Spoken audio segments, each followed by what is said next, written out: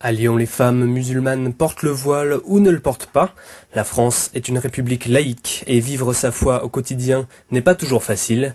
Naza Bouguera est aide-soignante à Lyon. Elle est en France depuis 1963 et pour faire ses 5 prières par jour, elle doit s'adapter. Moi, quand je rentre à la maison le soir ou le matin quand je pars au travail, je fais ma prière.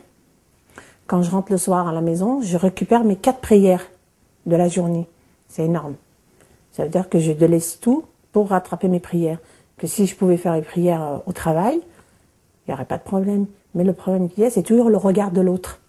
Autre façon de se protéger du regard de l'autre, Naza a aussi renoncé à porter le voile. Sa vie en France a donc influencé sa pratique de l'islam. L'inverse est possible aussi. Salima a grandi dans une famille française. Elle s'est convertie à l'islam à 14 ans. C'est une des rares femmes voilées à avoir voulu se prononcer sur la place de la musulmane en France. Cette fonctionnaire aimerait porter le voile au travail, mais évoque un déficit de liberté.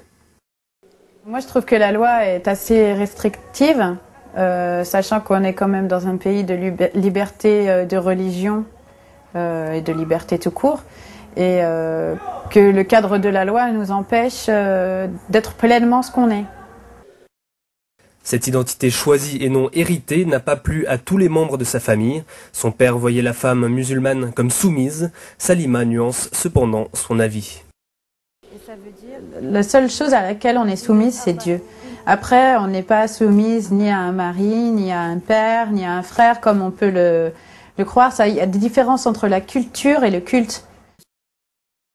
Salima se dit libre, mais certains hommes peuvent user de la religion pour asservir la femme. Marie-Martine Chambard milite contre ces abus au sein de l'association Femmes contre les intégrismes.